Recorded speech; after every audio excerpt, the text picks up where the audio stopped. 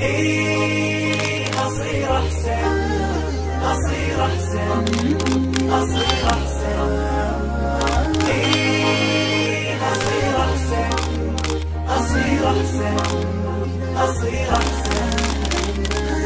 إيه أصير أحسن ولا يمنعني شي، مدام راسي حي بسوي اللي علي. إيه أصير أحسن بما إني نويت وعزمت وخطيت بكمل ما بديت.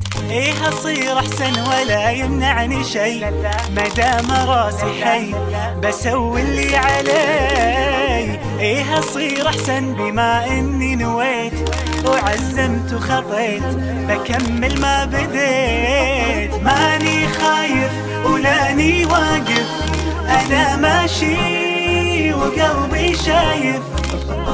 التحدي أدواه عندي حتى لو بصعب وأقسى مواقف.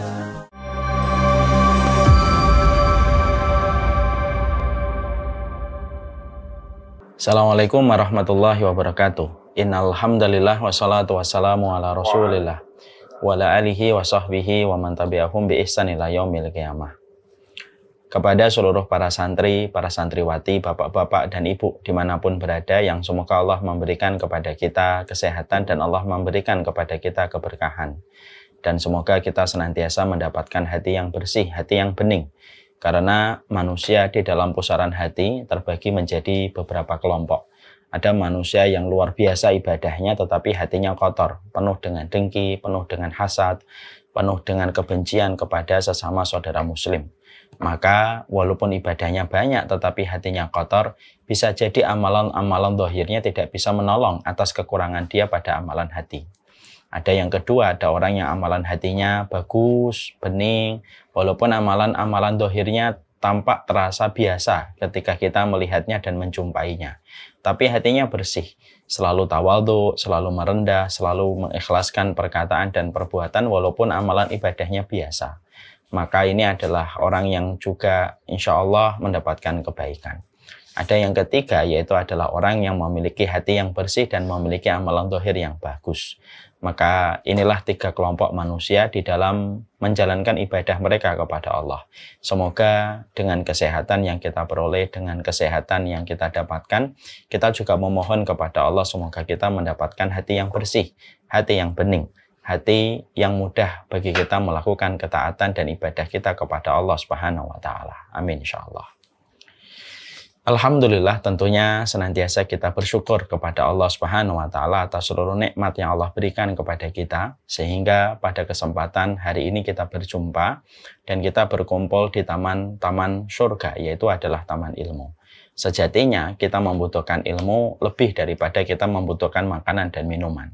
Kalaulah kita di dalam satu hari, maka kita makan 2 kali atau 3 kali dan minum bisa 5 kali sampai 6 gelas, 5 kali atau 6 kali, beberapa gelas kita teguk, maka kebutuhan makan dan kebutuhan pada minum itu kalah pada kebutuhan kita kepada ilmu. Dan inilah yang menjadikan kita bersyukur. Allah memberikan kepada kita sebuah wasilah, Allah memberikan kepada kita sebuah sarana untuk mencukupi kebutuhan mendasar dan kebutuhan basic pada kehidupan kita, yaitu adalah kebutuhan kepada ilmu. Siapakah zat yang lebih baik daripada Allah yang telah memberikan kenikmatan kepada kita duniawi dan kenikmatan kepada kita pada kenikmatan ukhrawi.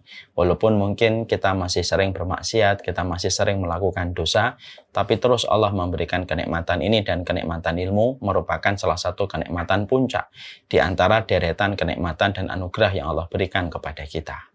Taman ilmu, walaupun kita tampaknya sederhana memaknai pertemuan kita pada taman ilmu, tetapi sejatinya ini merupakan anugerah besar yang tidak setiap muslim mereka mendapatkan kenikmatan ilmu pada keseharian mereka. Semoga Allah terus memberikan kenikmatan ilmu. Semoga kalau ada yang melenceng, maka dengan kenikmatan ilmu akan kembali lurus. Kalau ada yang bengkok, maka akan menjadi tegak.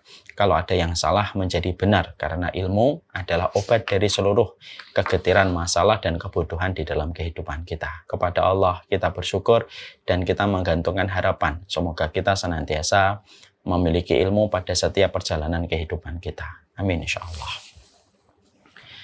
Bapak-bapak dan ibu yang semoga Allah rahmati dan Allah berkahi. Tentunya kita sepakat bahwasanya para sahabat merupakan generasi terbaik. Dan itu dinobatkan oleh Allah, dinobatkan pula oleh Rasulullah SAW. Allah mengatakan kuntum khairu ummatin ukhrijat lin-nasi ta'muruna bil ma'ruf. Kalian adalah generasi terbaik yang pernah dikeluarkan oleh dan dilahirkan oleh manusia. Maka makna ayat itu dikembalikan kepada para sahabat bahwasanya para sahabat merupakan generasi terbaik. Allah juga menyampaikan di dalam ayat yang 100 pada surat At-Taubah menerangkan laqad radhiyallahu 'anil mu'minin, bahwasanya Allah itu ridha kepada orang yang beriman dan itu adalah para sahabat. Sebagaimana kita menjumpai sabda Rasulullah SAW, khairul quruni qarni tsummal ladzi yalunahum tsummal ladzi yalunahum. Sebaik-baik generasi adalah generasi aku dan generasi setelah generasiku dan generasi setelahnya. Dan itu tidak ada definisi maknanya kecuali adalah sahabat, para tabi'in dan para tabi'ut tabi'in. Maka itu merupakan generasi terbaik yang dimiliki oleh manusia. Tentunya kita ketika melihat jauh kepada generasi sahabat dalam perjalanan kita menghabiskan umur kita, maka tentunya kita harus tahu kenapa para sahabat itu menjadi generasi yang terbaik. Ternyata kita akan jumpai dan kita akan dapati bahwasanya para sahabat menjadi generasi yang terbaik bukan karena sholatnya yang begitu banyak, bukan karena puasanya yang begitu sering. Tapi ternyata kita menjumpai dari apa yang disampaikan oleh Abu Hazm, salah satu ulama salaf, tidaklah generasi salaf atau generasi sahabat menjadi generasi terbaik di hadapan Allah bukan karena sholatnya, bukan karena puasanya, tetapi karena bagaimana bersihnya hati mereka dan beningnya hati mereka terhadap kaum muslimin dan bagaimana kehidupan mereka. Maka itulah yang menjadikan mereka dinobatkan oleh Allah menjadi generasi yang terbaik. Jadi kalau ngelihat Abu Bakar, ngelihat Umar, ngelihat Utsman, ngelihat Ali, ngelihat Sa'ad, ngelihat Zaid, dan sederet para sahabat yang lainnya, para sahabat itu mereka mulia, bukan berdasarkan amalan-amalan dohirnya, ataupun amalan makhdohnya. Tapi para sahabat itu menjadi generasi paling mulia. Dan mereka dinobatkan menjadi generasi terbaik setelah Rasulullah SAW disebabkan karena kebersihan hati mereka di dalam menjalani kehidupan. Nah, maka inilah yang menjadi salah satu motivasi. Inilah yang menjadi sebuah kekuatan bagi kita selaku penuntut ilmu. Kita tentunya perjalanan kita mendekati perjalanan akhirnya karena umur yang telah kita lewati. Ada yang sudah 30 tahun, ada yang 40 tahun kayak saya, ada yang mungkin sudah 50 tahun. Kita perjalanan mendekati untuk berjumpa dengan Allah. Dan tidak ada yang kita butuhkan dalam perjalanan sisa kita menuju kepada Allah, kecuali adalah kebutuhan kita untuk membersihkan hati, supaya hati kita menjadi hati yang bersih, supaya hati kita menjadi hati yang bening, dan supaya kita mendapatkan keutamaan sebagaimana keutamaan para sahabat yang telah dinobatkan menjadi generasi yang terbaik. Inilah pentingnya materi tazkiyatun nafas. Orang kalau belajar, dia tidak mempelajari tazkiyatun nafas, ibaratnya ibaratnya nasi tanpa ada bumbunya. Lalu tidak akan mampu dinikmati dengan lezat. Ada orang yang belajar fikih, belajar tafsir, belajar menghafal Quran, belajar menghafalkan hadis, tapi dia lalai mempelajari bagaimana kondisi hatinya. Ini sebagaimana masakan tidak ada bumbunya, hambar. Karena pemanisnya dan yang menjadikan gurih satu makanan itu terletak pada bumbunya. Tazkiyatun nafas itu bumbunya, supaya kita punya seni di dalam kehidupan hati kita. Bagaimana kita merendah, bagaimana berprasangka yang baik, bagaimana kita melihat dunia, bagaimana kita bersabar. Semua itu merupakan bagian dari cakupan dari definisi tazkiyatun nafas yang kita pelajari. Nah, inilah yang menjadikan kita bersyukur. Kita harus menjadi seorang penuntut ilmu yang memprioritaskan bagaimana kita harus mengetahui membersihkan hati. Karena dengan perkara ini kita bisa menyusul kehebatan para sahabat yang telah dinobatkan menjadi generasi terbaik setelah Rasulullah SAW.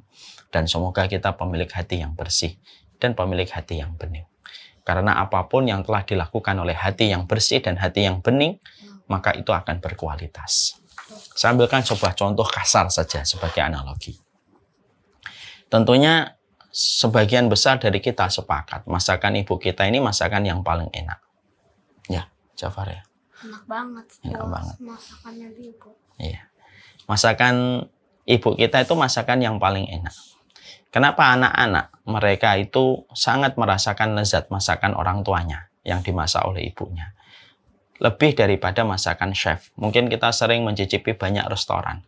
Tapi kalau saya tidak akan pernah mampu mengalahkan masakan seorang ibu yang kita konsumsi di waktu kita kecil sampai kita bertumbuh kembang. Maka kenapa masakan ibu kita walaupun tidak pernah belajar di chef, walaupun tidak pernah belajar di koki gitu ya, tapi akhirnya masakannya itu luar biasa. Betul-betul kita rasakan dan rasa kerinduan terhadap masakan ibu mungkin tidak akan pernah hilang setelah ibu kita meninggal dunia. Jawabannya simpel. Koki itu masak hanya untuk mendapatkan gaji dan mendapatkan uang tips. Adapun ibu itu memasak disebabkan masakannya itu disebabkan dari hati. Untuk memberikan yang terbaik kepada suaminya dan anak-anaknya. Karena datang dari hati yang bersih untuk memberikan cinta kepada anak-anaknya supaya kenyang, tidak kelaparan, dan supaya suaminya ridho, itu yang menjadikan resep masakan ibu jauh lebih enak kita rasakan daripada masakan chef. Analogi ini ingin saya menggambarkan kepada kita, apapun yang dilakukan sama orang yang datang dari hati, terutama dari hati yang benar posisinya ketika melakukan sesuatu, dampaknya itu jauh lebih besar daripada apapun. Dan inilah pentingnya tazkiyatun nafas. Kalaulah masakan seorang ibu kita nobatkan menjadi masakan yang paling terlezat karena datang dari hati yang ikhlas untuk memberikan yang terbaik kepada anaknya dan suaminya, maka kita bisa bayangkan bagaimana kehidupan kita secara kualitas kalau kita terus menjaga hati. Perkataan, perbuatan, aktivitas yang kita lakukan datang dari hati yang bersih. Tidak ada niatan kecuali adalah kebaikan. Maka pasti akan berkualitas besar kehidupan kita. Itulah yang menjadi objek dari ilmu tazkiyatun nafas. Objek dari ilmu tazkiyatun nafas itu adalah bagaimana supaya kita bisa mendapatkan hati yang bersih dan hati yang bening. Jangan sampai kita menjadi orang yang selalu sholat di masjid, tapi hati kita berprasangka buruk, hasad, benci, dengki kepada saudara kita. Jangan sampai kita bertemu di taman ilmu, kita senyum ketika kita berjumpa, tetapi justru hati kita membenci dan dongkol sama orang yang kita temui di taman ilmu. Dan sederet masalah yang lain.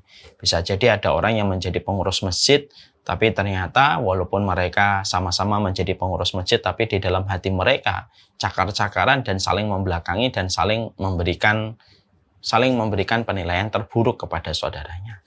Itu tidak ingin terjadi. Kita ingin ibadah hati kita selaras dengan amalan zahir yang sudah kita rutinkan. Bahkan kita berharap bahwasanya hati kita lebih tinggi daripada amalan zahir, karena tidak ada yang penting. Pertama kali dihisab sebelum Allah menghisab amalan zahir, Allah itu adalah menghisab kepada hati kita. Wallahu a'lam bishawab. Inilah yang menjadikan pentingnya kita untuk membahas materi tazkiyatun nafas. Saya pernah bertemu dengan seseorang yang menceritakan tentang salah satu circle sahabatnya dalam kondisi bergesekan yang luar biasa. Konfliknya begitu banyak. Apapun yang meninggalkan Al-Quran, tidak mempelajarinya, kita termasuk pada kategori hamba-hamba Allah. Maka sesungguhnya setelah kita mendengarkan suara qari ini, karena sesungguhnya Islam itu betul-betul menempatkan persamaan dalam setiap anak itu bukan sesuatu yang gampang, terutama ketika mereka kita perintahkan untuk sholat. Kehidupan itu akan menghadapkan kita kepada orang yang kejujuran, yang menjadikan kita akhirnya mengetahui ini wanita apa yang diperbuat sampai setiap keluarganya ketika dimakamkan saya melihat saja. Apalah arti baik secara zahir kalau Allah saja memberikan diskon dan dispensasi selama 1 bulan itu 1 pekan mereka tidak. Inilah dunia. Bagaimana cara kita memahami dunia ini? Lihat doanya Umar bin Khattab. Allah yang mengetahui bahwasanya Nabi Muhammad adalah orang yang paling beriman. Kapan seseorang itu berjalan di atas kaidah Rabbani? Kapan seseorang itu berjalan di atas perbanyak sumpah? Karena orang yang memperbanyak sumpah itu akan mendapatkan. Mereka suka mengatakan la tuhaditsuna illa bil Quran. Ini adalah mobil-mobil limited edition. Harganya 10 kali lipat. Kita rubah narasi menjadi aksi. Mari kita rubah setiap. Lalu merasa tidak tahu, dia tidak akan sombong. Orang kalau merasa tidak tahu, dia selalu menelisik detail.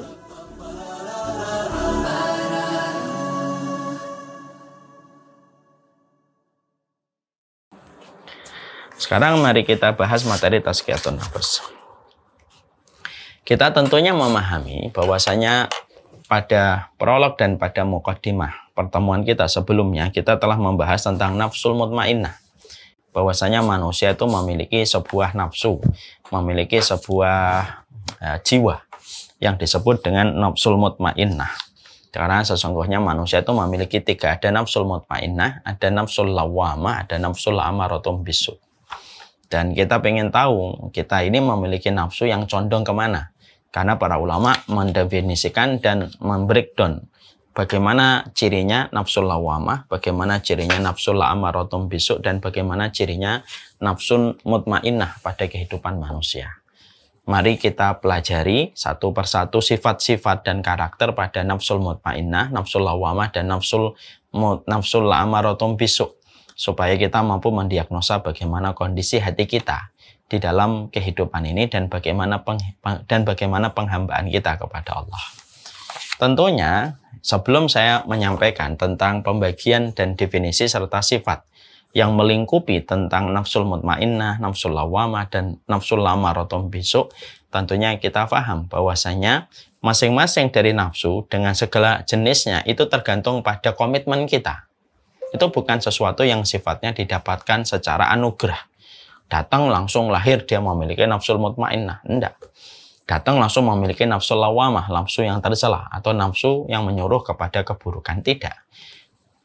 Nama-nama dari nafsu dan jiwa, ada jiwa yang tenang, ada jiwa yang tercela, ada jiwa yang selalu menyuruh kepada keburukan.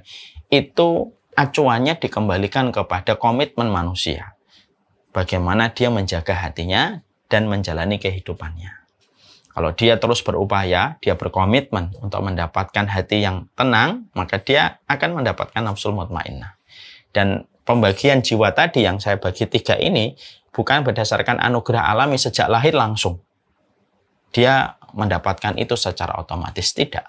Semuanya akan terjadi dan didapatkan sesuai dengan bagaimana komitmen dia untuk memberikan yang terbaik antara hubungan dia dengan Allah.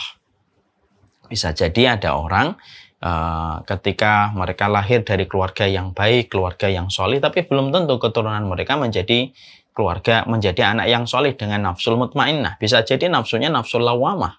Kenapa? Karena dia lalai menjaga hatinya, lalai menjaga hubungan dia dengan Allah, lalai menjaga muamalah dia dengan Allah, maka dia tidak memiliki nafsul mutmainnah tetapi nafsul lawamah. Bisa jadi ada orang lahir dari keluarga yang buruk, abangan, tidak sholat, tetapi justru anak keturunan mereka menjadi anak yang solih dan anak yang taat. Ibaratnya bunga yang tumbuh di antara pinggir selokan. Selokan kotor tapi tumbuh bunga. Artinya di situ yang ingin kita sampaikan sekali lagi. Yang perlu saya sampaikan sekali lagi untuk kita adalah bahwasanya nafsul mutmainnah, nafsul lawamah, dan nafsul amaratum bisu itu merupakan sebuah nafsu yang sebenarnya merupakan akses dari apa yang kita lakukan dan effort yang kita kerjakan. Dan itu tidak ada yang disalahkan. Kalau kita nanti mendapati, wah ternyata nafsu saya nafsul lawamah. Tidak ada yang kita salahkan kecuali adalah diri kita sendiri. Kalau kita merasa, wah saya insya Allah merasa nafsu saya mutmainnah, maka tidak ada tempat kita bersyukur kecuali hanyalah kepada Allah. Ini yang penting untuk kita mengerti. Mari kita mendapati bagaimana penjelasan dari nafsul mutmainnah. Nafsul mutmainnah disebutkan oleh Allah pada surat Al-Fajr ayat yang ke-27, ayat yang ke-28. Ya ayyatuhan nafsul mutmainnah, irji'i ila rabbiki radiyatan mardiyah. Wahai pemilik jiwa yang tenang, pulalah kalian kepada Allah radiyatan mardiyah, penuh ridha dan Allah ridha kepadamu. Nah, dari surat Al-Fajr 27 dan 28, maka tidak ada nafsu dan tidak ada jiwa yang paling Allah ridhoi, yang Allah nantikan perjumpaan Khalik dengan makhluk, pemilik nafsul mutmainnah kecuali adalah Allah. Dan pemilik hati yang memiliki hati yang mutmainnah itu merupakan hati yang dirindu oleh Allah Subhanahu wa taala. Jadi Allah itu merindukan pemilik hati yang memiliki sifat nafsul mutmainnah, di mana Allah menyampaikan bahwasanya radiyatan mardiyah. Dia ridho menjadikan Allah menjadi khalik dan menjadi muara dari apapun hidupnya, mardiyah dan dalam kondisi dia diridhai oleh Allah. Makanya kita menjumpai orang-orang yang memiliki nafsul mutmainah, mereka diwafatkan dalam kondisi husnul khatimah, dan Allah yang memberikan kematian-kematian husnul khatimah kepada pemilik jiwa yang tenang. Allah yang atur, Allah yang setting bagaimana akhir kehidupannya ketika dia berada pada ujung ajalnya dengan kematian yang baik, untuk menunjukkan begitulah cara Allah mengatur pemilik hati yang tenang ketika mereka melanjutkan perjalanan ke alam barzakh. Makanya saya sebutkan dulu ya sebelum kita terangkan definisinya. Makanya di dalam sebuah riwayat dari Imam Hakim yang disetujui oleh Imam Adz-Dzahabi, ada sebuah perkataan Rasulullah Shallallahu Alaihi Wasallam, Innallaha idza ahabba abdan asalahu. Qalu wa ma asalahu ya Rasulullah? Qala yuwaffiqu lahu amalan salihan idza baina yaday ajalihi hatta yardu anhu jiranuhu wa man haulahu. Maka ada sebuah riwayat yang datang dari Imam Hakim yang disetujui oleh Imam Adz-Dzahabi. Maka di dalam riwayat itu Rasulullah menerangkan, Allah itu kalau sudah senang kepada manusia, maka Allah itu akan mengatur bagaimana manusia itu ketika akan meninggal dunia. Allah akan memberikan pemanis. Maka para sahabat mengatakan, apa itu pemanis ya Rasulullah?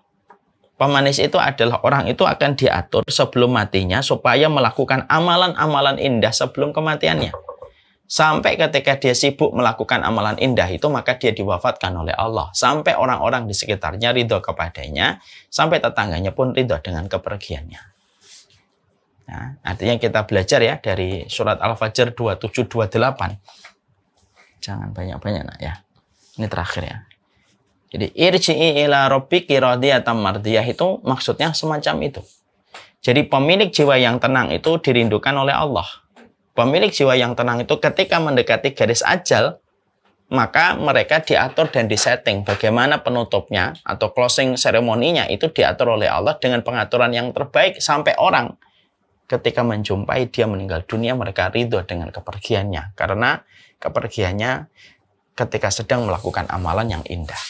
Ada pemilik jiwa yang tenang, ada yang diwafatkan ketika sujud, ada yang diwafatkan ketika sedang haji, ada yang diwafatkan ketika umroh, ada yang diwafatkan ketika puasa, ada yang diwafatkan ketika sedang kajian taklim, ada yang diwafatkan ketika sedang di masjid, dan sederet amal-amal indah yang menutup hari mereka. Dan tidaklah orang dimatikan pada kondisi. Tidaklah orang dimatikan pada kondisi sedang beramal solih, kecuali itu adalah pemilik hati yang tenang, yang Allah ridho kepada hidupnya sepanjang dia menjalani kehidupan. Makanya kan saya teringat ya, yang surat Al-Fajr 27-28 ini, saya teringat kisah nyata. Ya, ketika Ibnu Abbas radhiyallahu anhu meninggal dunia, kan kita paham ya, Ibnu Abbas radhiyallahu anhu salah satu sahabat berilmu dari kalangan para sahabat Rasulullah SAW. Ketika Ibnu Abbas itu meninggal dunia, ada sebuah kisah nyata yang dicatat di dalam kitab-kitab para ulama. Bagaimana kisah menakjubkan ketika seorang Ibnu Abbas itu meninggal dunia. Beliau meninggal dunia, ketika meninggal dunia, maka kerandanya dibopong oleh ribuan orang. Maka pada saat semua tertuju pandangan mereka kepada Ibnu Abbas radhiyallahu anhu, tiba-tiba tanpa ada yang menduga, ada burung-burung berwarna putih, ya, yang masuk pada kerandanya Ibnu Abbas. Ya. Dan mereka begitu kaget melihat burung-burung putih itu masuk kepada kerandanya Ibnu Abbas.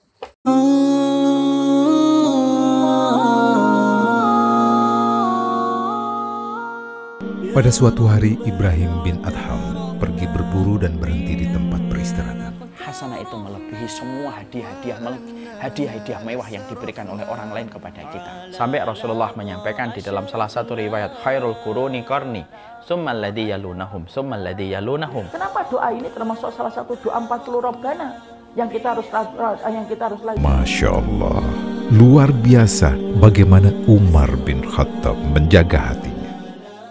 Takkan peraturan untuk anak, untuk suami, untuk istri, untuk orang-orang di sekitar kita. Jadi mereka sudah betul-betul kosong. Mereka sudah menggadaikan ibunya, menggadaikan anaknya, menggadaikan istrinya, sudah tidak diterima. Mendapati keluarga kita berangkat lebih dulu, jam keberangkatan mereka kepada alam barzah. Anak kita kalau umur 10 tahun tidak menegakkan sholat, kita disuruh mukul. Pukulan yang tidak sakit. Siapapun yang apabila dalam kehidupan ini yang mereka harapkan itu hanyalah apa yang ada di sisi manusia. Maaf ya, coba kita merenungkan. Kalau kita mungkin ketika melihat bagaimana peristiwa semua tata cara di dalam kita berdoa, contohnya menyebut Asmaul Husna, sholawat kita kepada Rasulullah. Ketika masuk pada kerandanya Ibnu Abbas, tiba-tiba burung itu tidak diketahui, tidak pernah keluar lagi. Ketika keranda dibuka juga tidak ada. Ketika mereka masih kaget melihat burung-burung putih masuk kepada kerandanya Ibnu Abbas, dan perhatian mereka tertuju kepada kerandanya Ibnu Abbas yang di dalamnya ada jasad Ibnu Abbas yang dibungkus kain kafan. Ketika semuanya tertuju dengan pemandangan indah yang semacam itu, tiba-tiba terdengar suara lantunan Quran yang begitu indah dan merdu. Dan ayat yang terbaca dan terdengar oleh ribuan orang yang melayat pada saat itu adalah Ya ayyatuhan nafsul mutmainnah irji'i ila rabbiki radiyatan mardiyah.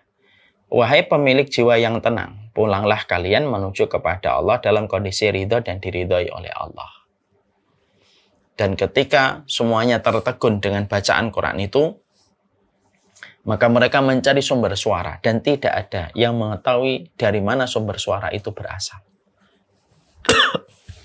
Dan itu menunjukkan kepada kita, itulah salah satu di antara fase terpenting.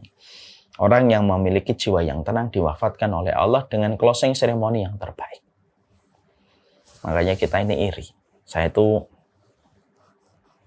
tidak iri kalau ada teman seumuran saya sudah bisa manajer, mungkin sudah bisa menguasai bisnis dengan omset miliaran. Menurut saya biasa. Karena apa? Karena memang kekayaan dan kemiskinan diatur oleh Allah dalam takarannya Allah. Dikayakan menjadi ujian, dimiskinkan pun menjadi ujian. Ya, ujian yang pertama kesyukuran, ujian yang kedua adalah kesabaran. Sama-sama dua-duanya adalah ujian. Tapi yang membuat saya iri itu adalah ketika kita menjumpai kisah-kisah luar biasa dari closing ceremony manusia ketika mengakhiri kehidupannya di dunia. Itu yang membuat kita betul-betul iri hati kita. Betapa besarnya kerinduan kita kepada kematian yang semacam ini. Nah, itulah kalau kita memiliki sebuah hati yang tenang. Sekarang mari kita membahas nafsul mutmainnah itu bagaimana sifat mereka. Maka diterangkan di sini. Nafsul mutmainnah itu adalah nafsun yang tenang dan tentram ketika dia berzikir kepada Allah. Artinya dia merasakan ketenangan ketika dia berzikir kepada Allah Subhanahu wa Ta'ala. Dan kita paham ya, zikir itu kan maknanya banyak. Zikir itu mengucapkan kalimat thayyibah itu zikir. Merenungkan tentang asmaullah dan sifat-sifatnya itu juga zikir. Terus memikirkan tentang pahala atau tentang ketaatan dan dosa yang harus dia tinggalkan, itu juga bagian dari zikir lah. Dan puncak dari zikir itu adalah membaca Al-Quran. Kalau ada seseorang ingin mendiagnosa bahwasanya dia itu pemilik jiwa yang tenang, maka indikator pertama pemilik jiwa yang tenang itu adalah mereka merasakan ketenangan yang tidak mereka rasakan ketika mereka tidak berzikir kepada Allah. Kenikmatan yang dia rasakan ketika berada di majelis ilmu tidak bisa dikalahkan oleh kenikmatan yang lain, karena majelis ilmu adalah bagian dari zikir. Jadi akhirnya orang apabila nafsunya sudah menjadi nafsu yang tenang, ada sebuah ketenangan yang dia dapatkan kalau dia sudah terlibat kepada sebuah taklim, ada sebuah majelis ilmu. Dia merasakan ketenangan yang luar biasa. Ya. Dan ini bukan sesuatu yang dibuat-buat dan tidak perlu diproklamirkan kepada setiap orang. Dia sendiri yang jujur menilai. Kalau saya nggak ikut taklim itu rasanya ada yang kurang. Saya sering sekali mendapati bapak-bapak, ada ibu yang berkata, saya tuh kalau nggak taklim 2 hari, 3 hari ada yang kurang, Ustaz.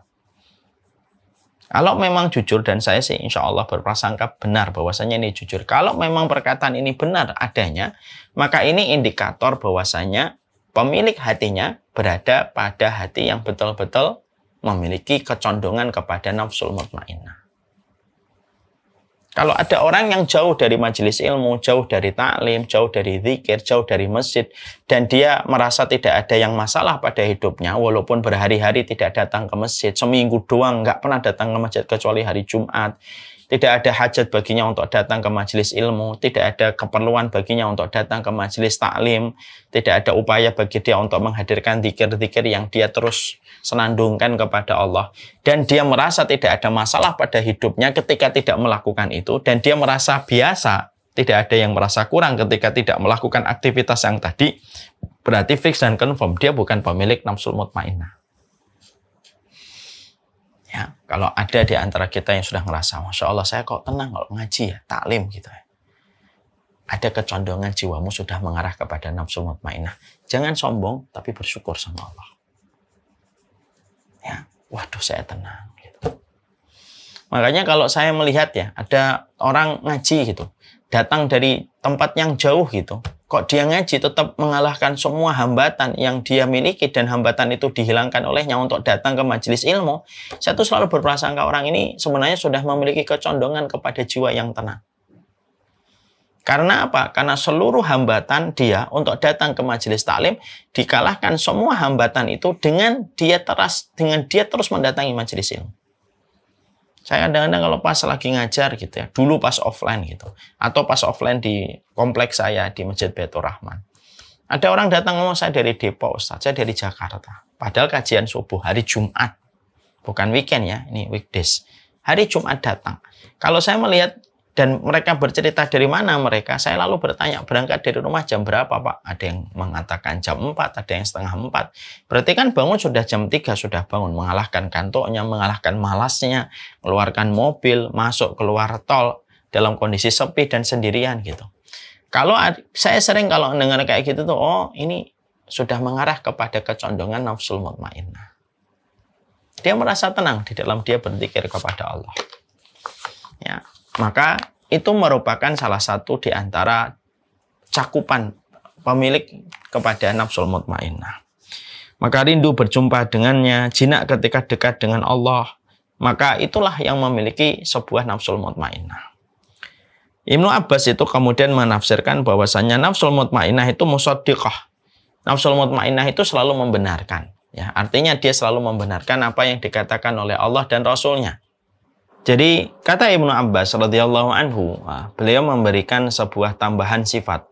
Selain dari merasa tenang ketika mereka berada di taman-taman ilmu dalam upaya mereka berzikir kepada Allah, maka itu adalah pemilik jiwa yang tenang. Yang kedua, Ibnu Abbas mengatakan nafsul mutmainnah itu adalah nafsul musaddiqah. Maka dia memiliki sebuah konsep hati dan pikiran yang selalu membenarkan perkataan Allah dan Rasulnya. Dia tidak ragu terhadap setiap ayat dan tidak ragu kepada setiap hadis. Bahwasanya setiap ayat ataupun setiap hadis yang datang dari Allah dan Rasulnya, maka dia memberikan keimanan dan memberikan kepercayaan serta membenarkan apapun yang datang dari Allah dan Rasulnya. Nah, ini yang menjadikan kita harus mengerti, membenarkan perkataan Allah dan Rasulnya itu merupakan salah satu sifat terpuji yang Allah sampaikan kepada kehidupan orang yang beriman. Makanya orang yang beriman itu kalau sudah membaca Al-Quran dan sudah membaca Al-Hadis, maka dia membenarkan semua yang datang dari Allah dan Rasulnya tanpa dia merasa ragu dengan apa yang telah dikatakan oleh Allah dan Rasulnya, walaupun dia menjumpai bahwasanya yang trending dan viral tidak sesuai dengan apa yang dikatakan oleh Allah dan Rasulnya. Dia merasa tenang, dia merasa cukup kebersamaan yang dia bangun bersama dengan ayat dan hadis, walaupun berseberangan dengan jutaan manusia yang ada dalam kehidupan ketika dia membenarkan Allah dan Rasulnya. Inilah yang disebut dengan definisi dari pemilik jiwa yang tenang. Maka dia tidak ragu dengan apapun yang dia benarkan selalu ketika mendapati ayat ataupun mendapati hadis-hadis dari Rasulullah SAW. Ya. Makanya Masya Allah, berbicara dengan orang yang tidak memiliki sebuah komitmen untuk membenarkan Allah dan Rasulnya, itu tidak bisa disatukan dengan orang yang memiliki komitmen kuat terhadap kitabullah dan hadis. Itu biasanya omongannya tidak akan ketemu. Kalau boleh saya menyampaikan masukan ya, kadang-kadang kan di ruang-ruang publik, di media, televisi, banyak sekali mempertemukan orang dalam wacana dialog dan lain sebagainya. Tapi terkadang kita sering sekali menjumpai dialog-dialog yang akhirnya ujungnya menjadi debat kusir, menjadi sarana untuk emosi. Karena memang titik tolaknya sudah berbeda. Yang satu titik tolaknya tidak ada komitmen untuk membenarkan Allah dan Rasul-Nya dari ayat ataupun hadis. Yang satunya memiliki komitmen untuk membenarkan. Terlepas dia salah, terlepas dia pasti punya kekurangan. Orang yang memiliki nafsul musaddiqah, membenarkan perkataan Allah dan Rasul, itu bukan berarti tidak melakukan dosa. Mungkin dia masih melakukan dosa dan masih melakukan kemaksiatan. Tapi basic hatinya dan basic pengirannya itu selalu membenarkan perkataan Allah dan Rasul-Nya. Ya, walaupun mungkin ada dosa-dosa dan kemaksiatan yang dikerjakan dan itu merupakan fitrah dari kelemahan kita selaku manusia. Ya. Maka itu yang dikatakan oleh Ibnu Abbas. Jadi kalau ada orang yang selalu membenarkan perkataan Allah dan Rasul-Nya, walaupun dia belum melakukannya, tetapi di dalam hatinya dia sudah membenarkan dan dia tidak mendustakan ayat itu, dia tidak menolak ayat tersebut, maka di dalam hatinya basicnya dia sudah betul-betul membenarkan yang datang dari Allah dan Rasul-Nya, ya itu merupakan nafsul musaddiqah. Ya ilahal wujud qad sa'imtul. Jauhkanlah orang ini dari neraka ya Allah. Ketika pandangan, maka sesungguhnya Al-Quran itu memetakan orang-orang yang mereka tidak pernah ingat. Mereka rela terstruktur, terevaluasi di dalam proses mereka belajar peristiwa. Yang mana peristiwa itu satin orang. Maka kelak pada kehidupan di akhirat, mereka nanti lapor hisab kemudian mulai dilakukan. Maka ketika hisab itu sudah mulai dijalankan, tapi mereka tidak jahat, mereka tidak mendolimi. Tidak ada orang yang kebingungan dalam kehidupan di akhirat, kecuali kebingungan tidak pernah punya istri dan Allah tidak punya anak.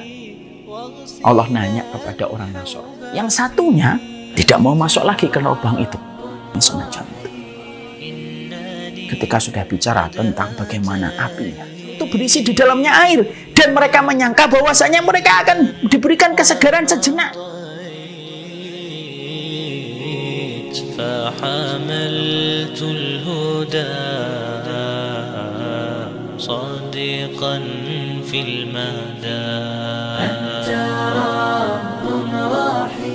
Itu merupakan nafsul musaddiqah. Karena membenarkan dengan pikiran itu harganya mahal, Pak. Membenarkan dengan pikiran itu harganya mahal. Sebagaimana kalau mendustakan dengan pikiran dan hatinya, itu juga dosanya tidak main-main, itu dosa besar sekali yang bisa jadi mengancam keimanan seseorang. Jadi Allah itu menuntut kita beribadah kepadanya, menghambakan diri kepada Allah itu Subhanahu wa Ta'ala, bukan hanya dalam anggota badan kita, tapi juga menuntut dari kita, pikiran kita itu harus betul-betul sesuai dengan apa yang Allah perintahkan untuk membenarkan. Makanya di dalam akidah Ahlussunnah wal Jamaah, kalau ada orang yang beribadah tapi pikirannya tidak membenarkan, ibadahnya tidak akan diterima. Walaupun dia melakukan.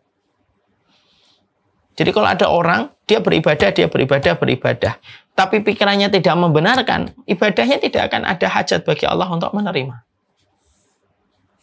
Ya. Mari kita menjumpai di dalam surat Muhammad, Allah mengatakan, "Dzalika bi annahum karihu ma anzalallahu fa ahbata amalahum." Orang munafik itu disebutkan oleh Allah di salah satu ayat. Dzalika bi annahum karihu ma anzalallah. Orang munafik itu, mereka itu benci kepada apa yang Allah turunkan kepada Rasulullah dan orang yang beriman. Karihu, dia benci, dia nggak suka. Fa ahbata amalahum, Allah menghapuskan amal mereka. Walaupun orang munafik itu ya sholat, orang munafik juga membaca Al-Quran, orang munafik juga ibadah, orang munafik juga ada yang bangun masjid. Orang munafik juga sholat kan, wa idza qamu ila sholati qamu shalah. Kalau mereka sholat itu, mereka sholatnya malas. Mereka juga bangun masjid. Pada zaman Nabi ada masjid namanya Masjid Dirar, masjid yang dibangun untuk menandingi Masjid Nabawi. Orang munafik juga baca Quran. Makanya diserupakan orang munafik yang baca Quran itu apa? Baunya harum tetapi dalamnya busuk. Tapi semua amal yang dilakukan orang munafik tidak diterima oleh Allah. kegagalan amalan orang munafik diterima sama Allah itu apa? Dimulai dari kegagalan berpikirnya dia untuk membenarkan Allah. Dari setiap perkataan dan setiap hadis yang disampaikan oleh Rasulullah. Makanya hari ini yang kita harus waspada itu apa? Seluruh pemikiran yang mana bermuara kepada sebuah usaha dan strategi untuk mementahkan manusia dari keimanan kepada Allah. Untuk membenarkan Allah. Jadi membenarkan secara pikiran itu jangan dianggap remeh. Karena ini merupakan aset yang paling berharga dalam keimanan itu apa? Musaddiqah. Membenarkan yang dikatakan Allah dan Rasulnya itu aset paling berharga dalam berpikir. Dalam tangan dan kakimu ada hak Allah untuk kamu bersujud. Dalam lambungmu ada hak Allah kamu berpuasa. Dalam hartamu ada hak Allah ketika kamu zakat. Dalam pikiranmu ada haknya Allah untuk selalu membenarkan perkataan Allah dan Rasulnya. Untuk selalu membenarkan perkataan Allah dan Rasulnya. Dan itu haknya Allah dalam pemikiran yang kita miliki. Makanya kan saya sering berulang-ulang menyampaikan. Pikiran itu sesuatu aset yang paling mahal. Hati-hati memasukkan sesuatu ke pemikiran kita. Sekalinya seseorang itu tergelincir karena pemikiran-pemikiran yang dia dapatkan tidak sesuai dengan Allah, tidak sesuai dengan perkataan Allah dan Rasulnya, maka pada saat itu pemikirannya bermaksiat kepada Allah. Walaupun tangan dan kakinya mungkin melakukan sujud, walaupun lambungnya berpuasa, walaupun hartanya dikeluarkan zakat, tapi pemikirannya dia tidak memiliki pemikiran yang musaddiqah, nggak diterima sama Allah. Nggak diterima sama Allah. Karena lawan dari musaddiqah yang dikatakan oleh Ibnu Abbas itu apa? Karihu. Membenci. Walaupun melakukan, tapi dia benci. Itu sudah terkategori sebagai posisi yang betul-betul jauh dari Allah ketika dia sudah mendustakan. Dan maaf ya, dosanya pikiran itu terkadang lebih besar daripada dosanya anggota badan. Orang munafik itu, kalau kita melihat, dan kita masing-masing harus meraba ya diri kita. Dan kita harus merasa, jangan pernah merasa aman dari munafik. Kenapa? Kita ketika ngomong munafik itu jangan yang kita pikirkan, orang yang kita pikirkan itu diri kita. Karena saya teringat perkataan Hasan Al-Basri. Orang yang merasa aman dari kemunafikan justru orang munafik. Tapi orang yang merasa gelisah apakah dirinya munafik ataukah tidak, itulah orang beriman. Makanya kalau kita kembali ke tadi, orang munafik itu mereka sholat, mereka puasa. Bahkan mereka mengeluarkan zakat, bahkan mereka melaksanakan haji. Tapi kenapa semua yang dilakukan oleh orang munafik itu tidak diterima oleh Allah? Karena pemikiran mereka tidak mau untuk melakukan haknya Allah, yaitu membenarkan. Dan banyak sebab pemikiran itu akhirnya tidak mau tunduk sama Allah. Karena merasa pintar, merasa referensinya lebih tinggi dari perkataan Allah dan Rasulnya, kesombongannya banyak. Atau dia mendapatkan referensi dan asupan materi yang bertabrakan dengan kitabullah dan sunnah. Itu yang menjadikan dia mendustakan. Dan pemikiran itu selalu mahal. Pemikiran itu selalu mahal. Mari kita coba bedah. Di dalam konteks hukum, kenapa orang kalau dia melakukan pencurian hukumannya 2-3 tahun. Tapi kalau berkaitan tentang sebuah pasal subversif, hukumannya bisa lebih tinggi daripada orang yang mencuri. Karena pemikiran itu selalu mahal dibandingkan kejahatan yang dilakukan oleh badan. Orang munafik itu bisa jadi dia tidak berzina, dia tidak minum alkohol. Bisa jadi dia tidak membunuh. Dan bisa jadi dia tidak berjudi. Tapi walaupun dia tidak membunuh, tidak berjudi, tidak berzina, tapi pemikirannya itu yang menabrak kepada apa yang disampaikan oleh Allah dan Rasulnya. Kalau sudah semacam itu, dosanya orang munafik, seluruh ulama sepakat. Dosanya orang munafik itu seluruh ulama sepakat. Lebih buruk daripada dosa orang yang berzina, berjudi, dan membunuh. Kenapa? Orang berzina, membunuh, bisa jadi amalnya itu masih diterima oleh Allah ketika dia tetap melakukan kebaikan. Tapi orang munafik sama sekali tidak ada yang diterima oleh Allah. Didasari karena pemikirannya ketika tidak membenarkan perkataan Allah dan Rasulnya. Hati-hati sama pemikiran. Dan saya ulang kembali. Dalam kakimu, tanganmu, ada haknya Allah untuk engkau bersujud. Dalam matamu ada hanya Allah ketika kamu menundukkan dari pemikiran-pemikiran yang dari pemandangan-pemandangan maksiat. Ya. Di dalam lambungmu ada haknya Allah ketika engkau harus senantiasa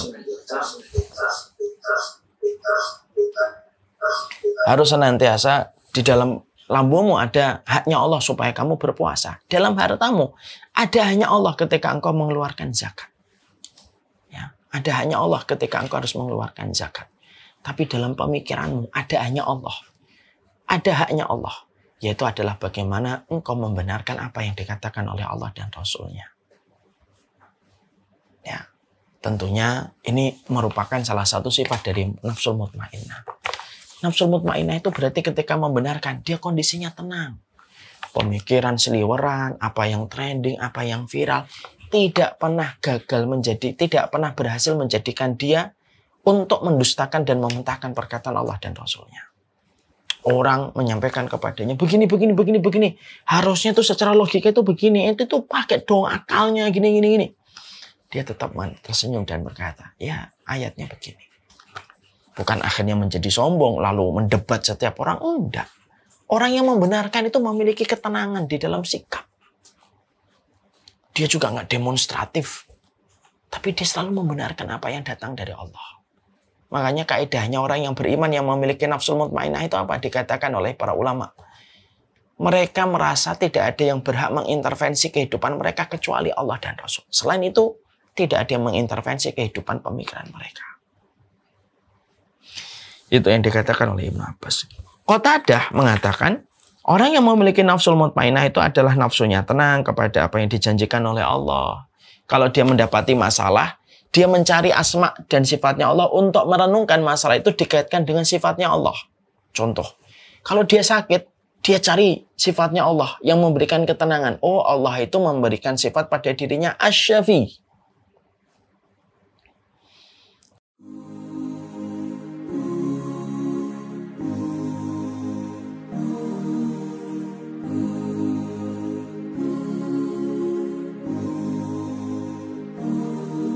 بين الرجاء والخوف قلبي طائر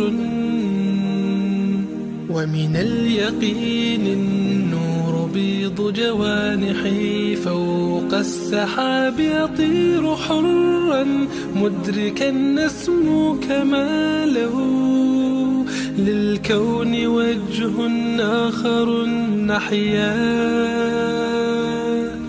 أنا صنعة أوجدتها يا باري وملكت فيها معصم الإيمان للحق والعدل التواصي بالجمال عبادة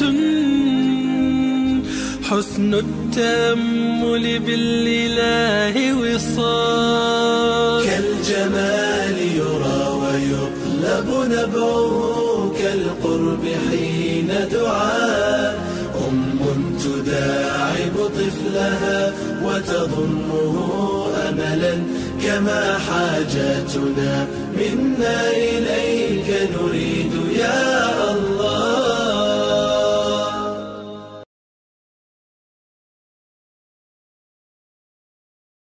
Kalau kemudian dia dalam kondisi sedang gelisah memikirkan anaknya ketika tidak tahu kemana, dia lalu berpikir cari namanya Allah yang bisa menenangkan dia. Oh, Allah itu Al-Hafidz, Maha Penjaga. Saya titipkan Allah. Titipkan anak saya kepada Allah yang Sang Penjaga. Maka setiap dia menelusuri setiap sifat-sifatnya Allah yang sempurna, maka dia merasakan ketenangan pada hidupnya. Dia merasakan ketenangan dalam hidup. Ya. Maka itu yang kemudian harus kita paham. Dan itu yang dikatakan oleh Imam Qatadah. Dia tenang di pintu makrifat terhadap asma dan sifatnya Allah. Tenang atas kabar yang datang setelah kematian. Ya. Kemudian alam barzah dan kejadian di hari kiamat seakan-akan melihatnya dengan mata telanjang. Artinya, ketika dia melihat kematian, maka dia ketika melihat kematian itu dalam kondisi yang tenang. Dia tidak benci kematian. Tapi dalam kondisi antara takut dengan harap. Jadi orang mukmin itu pemilik jiwa yang tenang. Kalau melihat kematian itu, pemilik jiwa yang mutmainnah ketika melihat kematian itu, maka berada di antara dua selimut. Selimut takut dan selimut harap. Kadang-kadang dia takut karena memikirkan dosa dan kemaksiatannya. Kadang-kadang dia berada pada kondisi yang tenang. Kenapa? Karena dia tahu akan kembali kepada Allah, Zat yang Maha Pemurah dan Zat yang penuh kasih sayangnya kepada setiap makhluknya. Dan sayangnya Allah kepada kita lebih besar daripada sayangnya ibu kepada seorang anak. Jadi kalau orang itu dia memiliki jiwa yang tenang itu, menghadapi kematian itu di antara dua sifat itu. Kadang takut, malam-malam tidak bisa tidur. Kenapa? Ingat dosanya waktu kuliah, ingat dosa-dosanya selama ini. Ingat harta-harta yang mungkin syubhat yang pernah dia konsumsi dan dia belum bisa membalikkan. Kadang-kadang dia takut. Tapi ketakutan itu tidak mendominasi. Kadang-kadang dia tenang. Dia selalu bertobat kepada Allah. Dia yakin tobatnya diterima oleh Allah dan menjadi tobat nasuha. Dia yakin bahwasanya rahmat Allah itu besar pada kehidupan dia. Yang menjadikan akhirnya dia dalam kondisi tenang ketika dia memikirkan kehidupan setelah kematian. Kan kita melihat ya, ada tipe manusia ketika menghadapi kematian itu berbeda-beda. Ada tipe manusia tidak bisa tidur memikirkan kematian setiap saat, cemas, takutnya secara berlebihan. Ada yang terlalu pede, ya, siap untuk mati kapan saja padahal amalnya masih banyak berantakan. Pemilik jiwa yang tenang, kalau dikatakan oleh Qatadah di sini, dia tenang. Tenang itu di antara dua sikap. Sikap takut dan sikap optimis. Ketika takut dan optimis disatukan pada hati, keluarlah sifat ketenangan. Kadang takut itu menjadikan dia bertobat. Dia ambil air wudhu, dia sholat tobat 2 rakaat. Dia berharap kepada Allah bahwasanya Allah mengampuni. Dia berharap bahwasanya Allah mengasihinya dengan perbuatan amal-amal soleh yang dia lakukan di kehidupannya. Dan akhirnya dia menjadi orang yang tidak terlalu demonstratif menantang kematian, tapi juga tidak terlalu takut kepada kematian. Dan inilah sifat yang terbaik yang harus dimiliki sama setiap muslim seharusnya. Jadi pemilik jiwa yang tenang, dia tenang ketika berzikir kepada Allah. Dia senantiasa menjadikan pemikirannya untuk membenarkan Allah dan Rasul-Nya. Dia tenang ketika memikirkan tentang asma dan sifatnya Allah yang sempurna, yang mengatur dia dalam kehidupan. Dan dia tenang ketika dia itu membayangkan kematian yang pasti akan dia jumpai. Kita akan pastinya ya, kalau sudah melewati 40 terutama. Angka 40 ini merupakan gerbang pertama ketika kita sudah mulai teringat dengan kematian. Saya sering sekali membayangkan begini. Kita ini kalau baru umur 20 tahun, kabar yang sering kita dapatkan dari teman kita adalah fulan sudah selesai kuliah di sini, sudah selesai kuliah di sana. 25 kabar itu yang sering kita dapatkan adalah kabar teman-teman kita menikah. Umur 30 kabar yang sering kita dengarkan tentang teman kita sudah punya anak 1, 2, anaknya begini, anaknya begitu. Ketika umur 40, kabar yang sering datang ke kita itu apa? Teman kita masuk rumah sakit, fulan ini meninggal, fulan masuk ICU, fulan ini terindikasi penyakit ini. Dan sudah bayangannya itu kematian. Makanya menghadapi usia 40 terutama, menghadapi usia 40 itu wajib berupaya untuk mendapatkan hati yang tenang. Dan hati yang tenang itu hati yang memadu padankan antara khauf dengan roja. Jadi dia memadu padankan antara khauf dengan roja setiap waktunya. Kadang takut, tapi takutnya tidak dibiarkan kebablasan. Kadang dia optimis, tapi optimisnya tidak dijadikan kebablasan. Akhirnya dia bersahaja ketika memandang kematian. Duduk dulu yang baik. Maka kemudian Imam Qatadah melanjutkan kembali. Orang yang memiliki jiwa yang tenang, mereka adalah tentram di dalam setiap takdir yang mereka dapatkan dari Allah. Dan mereka tahu betul bahwasanya setiap takdir itu adalah ketentuan Allah yang terbaik. Tidak pernah menyalahkan keputusan Allah atas apa yang Allah berikan pada kehidupannya. Apapun kalau dia lepas atau luput dari sesuatu, dia tidak terguncang. Jadi kalau ada satu hal yang dia inginkan kok luput darinya, dia tidak terguncang imannya. Kalaupun dia mendapatkan apa yang dia inginkan, maka dia tidak berbangga terhadap apa yang dia peroleh. Ya, dia mengetahui betul bahwasanya segala sesuatu telah ditakdirkan oleh Allah dengan sebegitu sempurna, sampai ujian pun merupakan bagian dari takdir yang diterima dengan lapang hati dan lapang dada. Ya, makanya ada orang yang begitu tenang ketika menghadapi takdir, tidak ada prasangka kita kecuali adalah prasangka ini pemilik hati yang tenang. Ini pemilik hati yang tenang. Saya pernah menjumpai ada orang tua, anaknya meninggal dunia. Padahal anak ini adalah anak yang paling beliau cintai. Tapi tenang, tegar. Beliau tenang, tegar. Ya, beliau mensolati, mengkafani, dan lain sebagainya dalam kondisi yang sangat tenang. Kalau kita melihat kondisi yang semacam ini, saya berprasangka ini adalah orang yang memiliki jiwa yang mutmainnah. Tidak mudah terguncang dengan setiap musibah yang datang dalam hidupnya. Ada orang kalau setiap datang satu musibah yang terjadi pada hidupnya, dia langsung terguncang. Bingung melakukan apa yang harus dikerjakan. Dia langsung pemikirannya berantakan. Konsentrasinya jadi tidak teratur. Berarti kalau ada orang yang masih memiliki sifat semacam ini, dia belum berada pada level nafsul mutmainnah. Nafsul mutmainnah itu level hatinya lebih lapang dan lebih besar daripada setiap musibah yang datang. Itu kata Imam Qatadah. Ya, jadi artinya orang yang berinteraksi dengan musibah dengan interaksi yang terbaik itu merupakan salah satu di antara pemilik hati yang tenang. Makanya kalau kita ingin melihat diri kita atau melihat orang lain, bagaimana nafsul mutmainnahnya dia, salah satu di antara indikator kita untuk melihat orang itu berada pada nafsul mutmainnah itu gimana? Kalau dia sedang tertimpa musibah. Kalau dia tertimpa musibah tetap tenang dan tetap memperlihatkan wajah yang ridho terhadap besarnya ujian yang beliau dapatkan, maka itu termasuk salah satu di antara indikator hatinya adalah hati yang mutmainnah. Hatinya dibuat tenang. Ujian tidak mengguncangkan iman dan hatinya.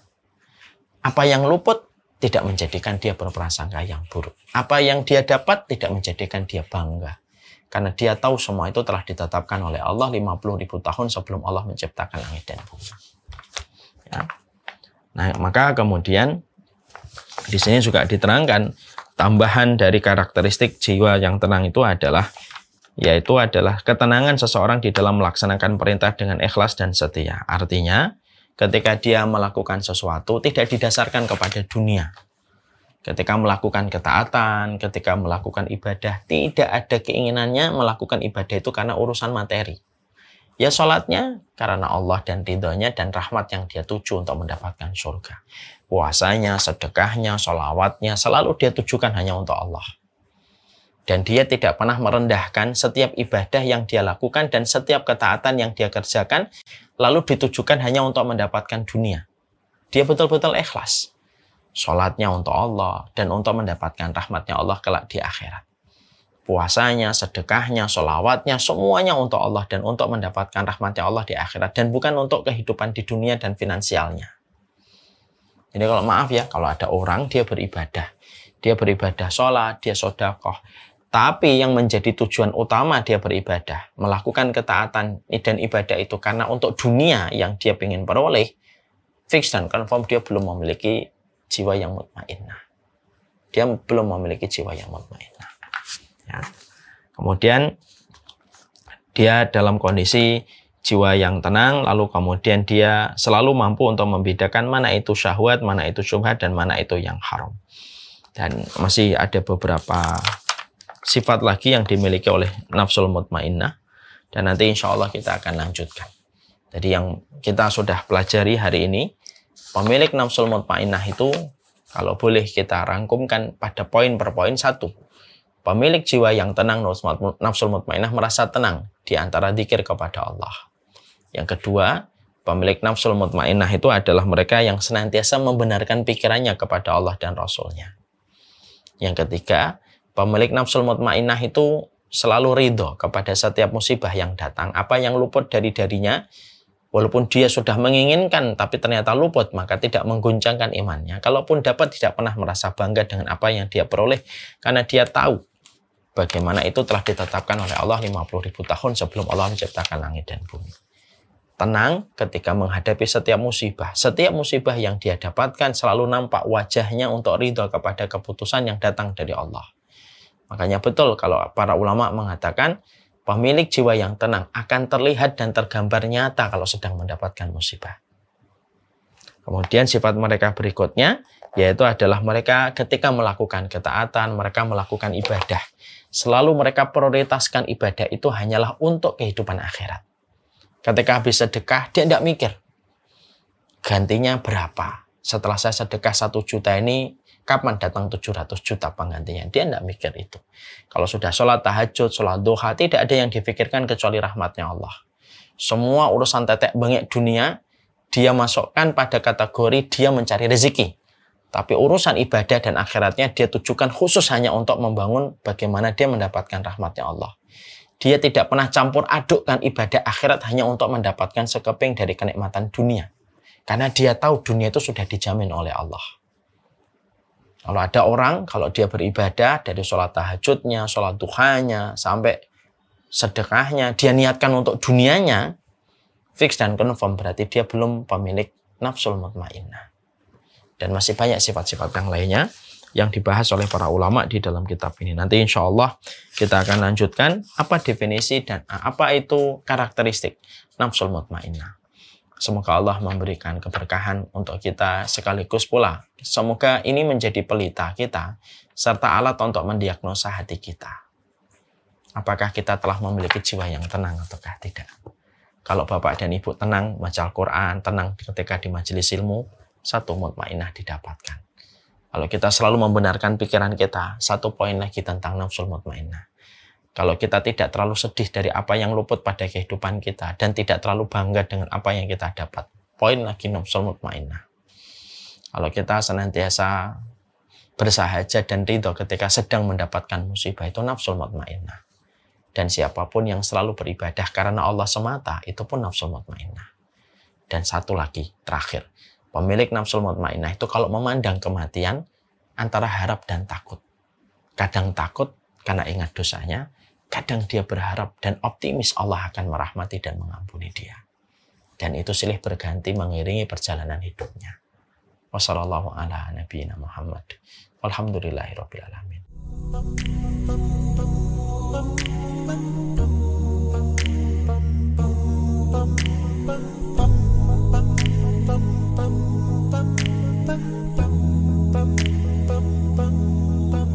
If I should ever leave this life, then this is my goodbye. No, I will always love you, and I won't ever leave your side.